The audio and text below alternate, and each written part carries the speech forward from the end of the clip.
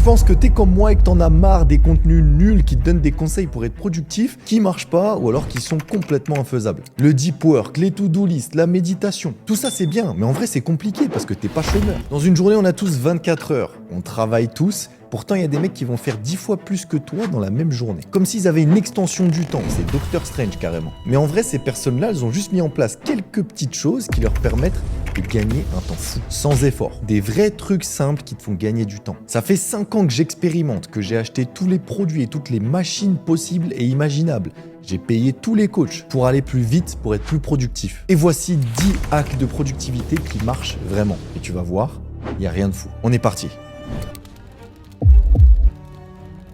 Le hack numéro 1, c'est mettre Alarmy, l'application de réveil sur ton téléphone. Il n'y a pas de secret, la clé pour faire plus de choses dans une journée, c'est de se lever plus tôt. Ce que je fais personnellement, c'est que je me réveille à 6h15 tous les matins pendant que tout le monde est encore en train de ronfler. Mais en vérité, qui a envie de se lever à 6h tous les matins? C'est un calvaire. Il n'y a aucune personne sur Terre qui n'a pas envie d'appuyer sur snooze quand le réveil il sonne à 6h. Qui n'a pas envie de se recoucher? Personne. Mais rappelle-toi le problème, si tu te lèves à la même heure que tout le monde, tu seras pas plus productif que tout le monde puisque tu as le même temps dans la journée. Alors, pour te réveiller à coup sûr à 6h du matin, tu peux utiliser l'application Alarmy. Alarmy, c'est pas un simple réveil, c'est un réveil sous stéroïdes qui ne va jamais s'arrêter de sonner tant que tu n'as pas effectué la mission que tu auras du coup préenregistrée la veille. Je te donne un exemple concret. Tous les matins, mon application Alarmy sonne et ne s'arrête pas tant que j'ai pas fait 100 squats et 100 pas. Et donc le téléphone est en capacité de capter le mouvement du squat. Tant que je n'ai pas fait un squat, ça me décompte pas de squat et j'en ai 100 à faire. Et l'application continue de sonner, continue de sonner, continue de sonner de plus en plus fort et tu ne peux pas l'arrêter. Donc en fait, tu te retrouves avec ton téléphone qui sonne, tu dois vite sortir de ton lit, te mettre en mouvement, faire des squats. Tu peux aussi choisir par exemple de résoudre des énigmes, faire des pas. Moi j'ai choisi 100 squats et 100 pas, mais tu peux faire plein d'autres choses dans l'application. Et donc tu es obligé de te réveiller, tu es en panique et le truc fait que de sonner de plus en plus. Donc je peux te dire que même s'il est 6h, tu vas te réveiller parce que tu n'as pas le choix, sinon tu vas finir par péter un plomb et laisser sonner l'alarme. Et ouais, c'est une technique de barbare, mais à un moment donné, si tu veux prendre de l'avance et ne jamais te réveiller plus tard que 6h, il faut bien utiliser ce genre de technique. Le hack numéro 2, je l'ai appelé la matinée des enfers. Je me suis construit toute une matinée assez simple mais assez solide pour avancer un maximum le matin. Rappelle-toi que je me lève tous les matins à 6h15, donc en fait ce que je veux c'est avancer assez rapidement pour ne pas perdre le bénéfice de m'être levé aussitôt. Je vais à la salle directement après m'être levé, comme ça je fais ma séance, il y a littéralement personne à la salle, parce que sache aussi qu'aller à la salle à 18h ou à 20h c'est une perte de temps, parce qu'en fait il y a tellement de monde que tu perds un temps fou pendant ta séance. Au moins le matin, il n'y a personne et t'as pas ce problème-là. Des fois à 6h, j'ai pas du tout envie de me lever, mais justement j'ai une technique pour ça, pour être sûr de me lever avec envie. Je t'en parlerai un peu plus tard dans cette vidéo. Et le matin, pour m'envoyer un peu d'énergie, ce que je fais, c'est que je prends des électrolytes en forme de sachet. Donc ça va me réhydrater dès le matin parce que c'est important. Et je vais prendre aussi quelques plantes que je te montrerai ici en insert. Ça met un peu un coup dans le nez et ça me réveille directement. Et c'est naturel, je te le dis. Alors après ça, je vais faire ma séance, je reviens, je me douche bien évidemment et j'enchaîne directement avec une grosse session de travail de plusieurs heures. En gros, je me fous en deep work, même si j'aime pas le terme. Et j'ai créé tout un environnement pour travailler et être le plus efficace possible. Je t'en parlerai aussi dans le point numéro 6 ou 7, il me semble. Là, je mets en place un petit cheat code pour être sûr d'être concentré et avancer hyper vite sur les 3-4 premières heures de la journée. Je vais sur mon bureau, j'allume ma lampe de luminothérapie, ça m'envoie de la lumière dans la tête et ça me réveille pendant 30 minutes. Je sniffe de la menthe poivrée, comme ça me réveille. Ça afflue jusqu'à mon cerveau et je peux te dire que ça envoie aussi. Pour être en mode Super Saiyan, je prends un complément alimentaire qui s'appelle le Doparel, ça favorise ma concentration. Et je prends un petit thé matcha avec de l'huile MCT et ça aussi, ça envoie mon pote, ça te concentre direct. Pendant 3 ou 4 heures, de 8h à midi, je suis en mode Super Saiyan, j'avance de ouf, j'ai pas de rendez-vous. Et donc en fait, pendant cette matinée-là, je boucle tout ce que j'ai à faire quasiment dans la journée, ce qui fait que je peux attaquer l'après-midi tranquillement. Le hack numéro 3, c'est le binôme. Alors ça, c'est potentiellement le hack de productivité qu'il faut que tu gardes dans cette liste. En gros, j'essaye de tout faire en binôme. Parce qu'en fait, quand j'étais aux États-Unis, on a appris la notion d'accountability. En gros, on passera l'anglais, tu me mettras en commentaire si tu as kiffé l'accent, mais en gros, tu es accountable, donc tu es responsable de ce qui va arriver à ton binôme et tu es responsable lorsque tu t'engages publiquement envers quelqu'un. Et donc le fait de se mettre dans une mécanique de binôme, ça va jouer sur ta manière de faire les choses et surtout sur ta discipline sur le long terme. Puisque si tu fais tout avec un binôme, tu vas t'efforcer à bien le faire pour que ton binôme puisse compter sur toi et ton binôme va s'efforcer à bien le faire pour que tu puisses compter sur lui. Et quand tu fais des choses en binôme, t'as pas le choix de le faire parce que t'as pas envie de décevoir l'autre et t'as pas envie que l'autre te voit comme quelqu'un de faible. Il y a l'ego qui rentre en jeu. Donc peu importe l'heure du rendez-vous, peu importe la raison du rendez-vous, tu vas te pointer et lui aussi. Je te dis que des fois à 6h du matin, j'ai qu'une envie, c'est de me recoucher, d'enlever Alarmy et de me recoucher. Mais la seule raison qui me fait aller à la salle, c'est parce que je sais qu'il y a mon binôme qui m'attend et qui lui s'est levé. Et je peux pas le laisser tomber. Je te donne quelques exemples de mon côté. À la salle, j'y vais tout le temps avec les mêmes personnes et avec mon associé Benoît aussi. Donc à chaque fois que j'y vais, j'y suis pas tout seul. J'ai envie d'y aller. Je me suis inscrit à une course de 35 km avec un pote à moi qui s'appelle Mathis. Et du coup, je vais m'entraîner tous les jours, sans exception, parce que je sais que lui, il va être là. Et toutes les entreprises que j'ai créées, je les ai créées avec des associés, parce que comme ça, je sais que j'ai une ligne de conduite envers eux et que je ne peux pas déroger. Je dois être discipliné. Et d'ailleurs, je te mettrai le lien d'une étude dans la description qui montre que dans le cadre du travail, il y a presque 40% des gens qui ont été interrogés pour cette étude qui disent que leur binôme est une source de motivation et de discipline. Le hack numéro 4, c'est bloquer ton temps d'écran sur l'iPhone. 2h45 par jour, c'est le temps moyen que passent les 16-35 ans à scroller sur les putains de réseaux sociaux. C'est colossal et le pire, c'est que peut-être que tu passes bien plus de temps que ça à scroller sur les réseaux. Je te laisserai aller checker ça sur ton iPhone ou sur ton téléphone à la fin de la vidéo, ça risque de te faire peur. Dans une journée de 24 heures, tu vas travailler 10 heures, tu vas dormir 8 heures, donc il va te rester que quelques heures pour avancer sur tes projets. Et donc le temps qui te reste, les quelques heures qui te restent dans la journée, tu passes à scroller sur les réseaux. Imagine que tu passais ces quelques heures-là à avancer sur tes projets perso, sur ton entreprise, sur ton business, sur ton projet, bref. Donc il va falloir arrêter ces conneries à un moment donné et on va utiliser une autre technique de barbare pour que tu arrêtes de passer du temps à rien foutre sur TikTok. C'est la limite de temps d'écran. En gros, ton iPhone va être capable, dans les réglages, de te bloquer l'accès à certaines applications à partir d'une certaine durée que tu auras passé dessus. Et l'unique manière de débloquer ton accès à ces applications, une fois que tu as passé trop de temps dessus et que tu as dépassé la limite, c'est via un code. Le seul truc qu'on va faire pour rendre ça bien barbare, comme je te l'ai dit, c'est que ce n'est pas toi qui vas décider du code. Sinon, ça serait trop facile. Après les 30 minutes, tu aurais juste à taper le code et tu aurais de nouveau accès aux réseaux sociaux. Donc tu vas demander à quelqu'un qui est dans ton entourage quotidiennement, quelqu'un de ta famille, ta copine, ton copain, qui est autour de toi le plus, tu vas lui demander de saisir le code et jamais il devra te donner ce code. Et crois-moi, avec cette technique de barbare, tu vas arrêter toutes tes conneries de scroller pendant 6 heures comme si tu n'avais pas de cerveau. Le hack de productivité numéro 5, c'est focus sur Mac. Alors c'est exactement le même délire que le blocage et la limite de temps d'écran sur l'iPhone, mais là ça le fait sur ordinateur et en particulier sur Mac. Ça marche de la même manière, tu vas sélectionner tous les sites internet et toutes les applications que tu estimes être distrayantes, et une fois que tu vas activer l'application Focus, ça va te bloquer complètement l'accès à tous ces sites et toutes ces applications. Et ça c'est une grosse technique de barbare, puisqu'en fait il possède un mode hardcore. Donc en gros, admettons que tu veuilles travailler, tu as listé toutes les applications YouTube, Twitter, etc. et tous les sites internet que tu ne devrais pas utiliser. Tu vas lancer le focus. Donc tu vas dire, allez, je me fais une session de travail de 2 heures. Focus va être lancé pendant 2 heures et tu ne pourras pas accéder à tout ce que tu as listé. Mais là, quand tu es en mode hardcore, tu ne peux rien faire. C'est-à-dire que tant que le temps imparti que tu as décidé de mettre en place pour ta session de travail n'est pas fini, et bah ton ordinateur et toutes les applications que tu as listées est bloqué. Tu ne peux pas revenir en arrière. Donc ça, c'est une bonne technique de barbare. Quand tu te mets dans une session de travail et que tu veux pas être distrait, t'actives focus en mode hardcore et là, ça y est, tu peux plus aller te scroller sur Twitter pendant des heures. Le numéro 6, qui est un peu une question d'organisation et moins un hack de productivité, mais qui est très important tout de même, l'antre. Ce que je veux dire par l'antre, c'est se créer un environnement de travail. J'en avais déjà parlé dans plusieurs vidéos, mais les gens ne comprennent pas que la discipline, c'est très compliqué. Parce qu'en fait, c'est très compliqué de s'infliger chaque jour un effort constant de refaire les actions qu'on doit faire pour être discipliné. La vraie clé à la discipline, c'est de se créer un environnement dans lequel on n'a pas l'impression de travailler. Comme ça,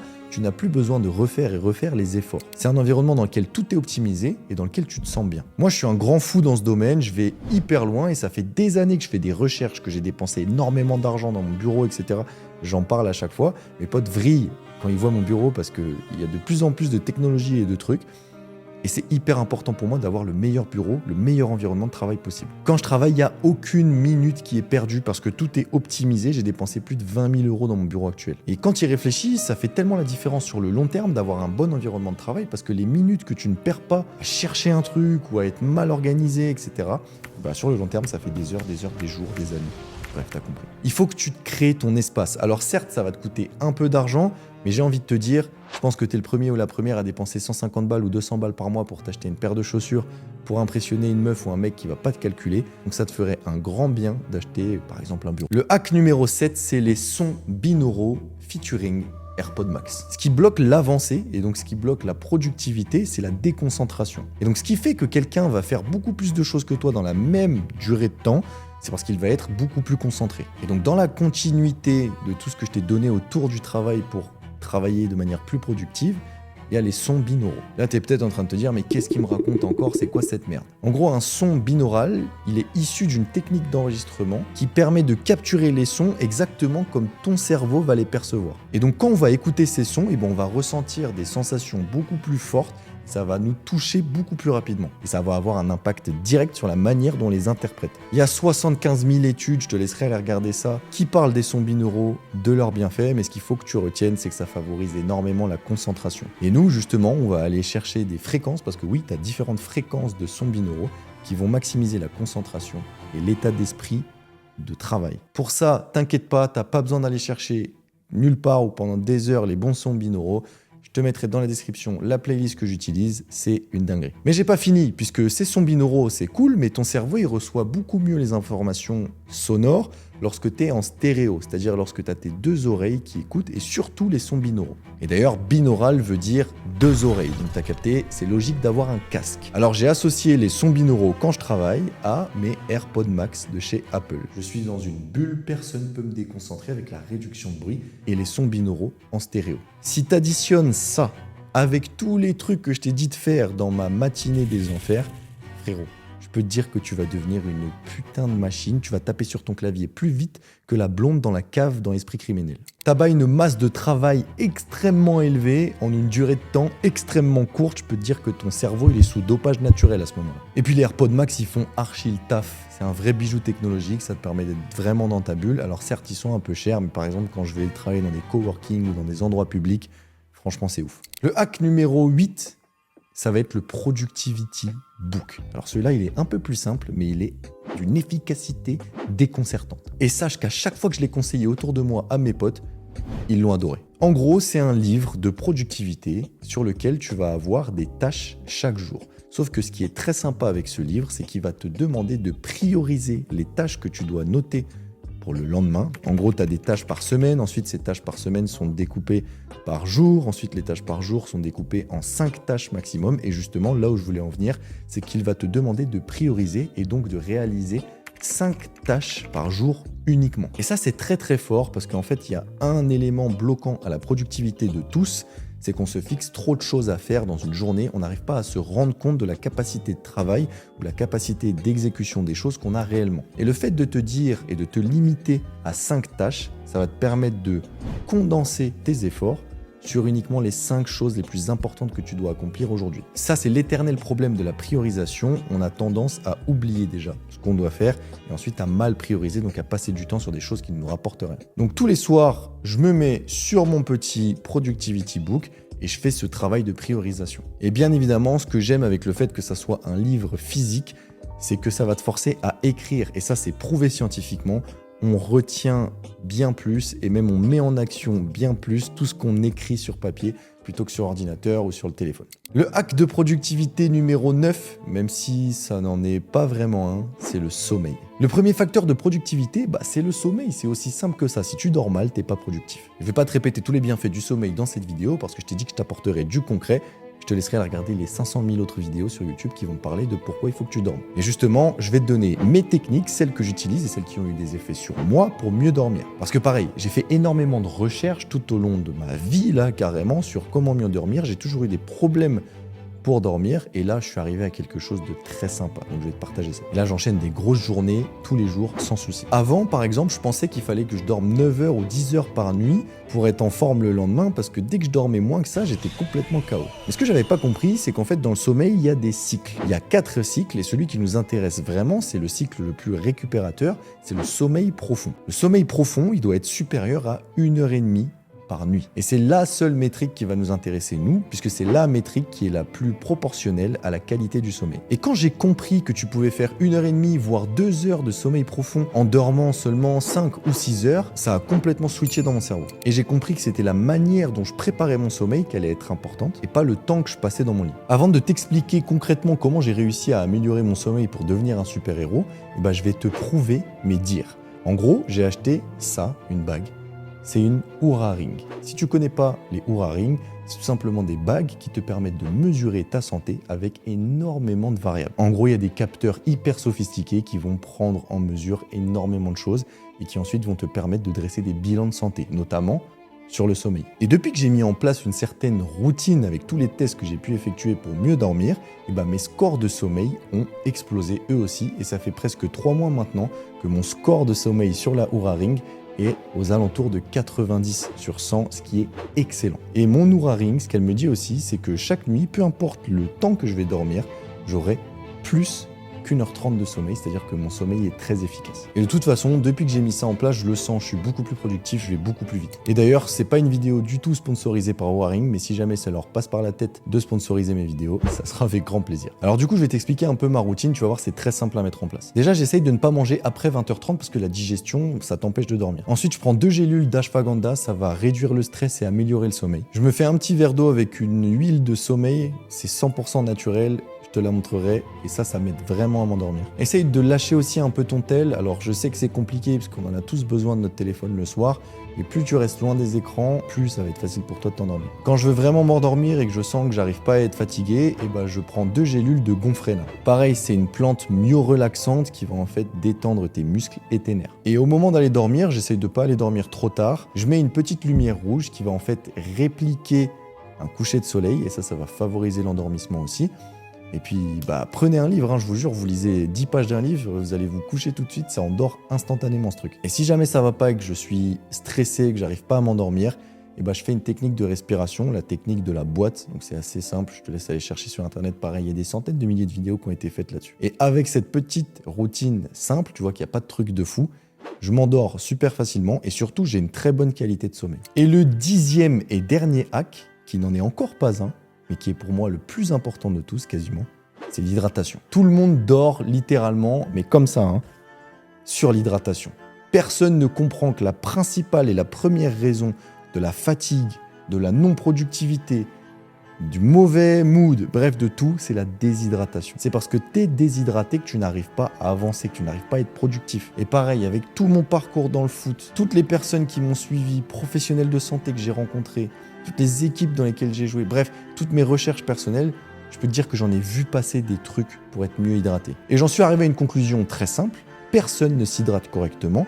Pourtant, pour s'hydrater correctement, et donc maximiser cette variable-là et éviter d'être fatigué, et donc, in fine, être productif parce que c'est le but de la vidéo, il suffit de mettre en place 2-3 petites choses. Premièrement, je te conseille vivement d'acheter des sachets d'électrolytes que tu vas boire avec un verre d'eau le matin en te réveillant parce que oui, la nuit, tu as passé 8 heures à dormir sans t'hydrater, tu es déshydraté le matin et pour bien commencer la journée, il faut te réhydrater. Directement, tu vas sentir un boost de productivité, oui, parce que ton corps demande à être hydraté. Et les 2 autres choses qu'il y a à mettre en place après ça, c'est boire 1,5 litre d'eau par jour. Je veux dire, c'est pas compliqué, mais il n'y a personne qui le fait. Et ensuite de ça, 2, c'est de être au courant que le café, ça déshydrate. Donc plus tu bois du café, plus tu dois boire d'eau pour te réhydrater. Et là, je vais t'en parler dans cette vidéo, mais j'ai pas encore les retours de l'efficacité de ça. Mais sur les conseils de mon associé Benoît, je vais tester l'eau de Kakoun. C'est une eau qui apparemment est 8 fois plus oxygénée qu'une eau normale, et donc qui va apporter 8 fois plus d'oxygène à ton corps, à ton cerveau.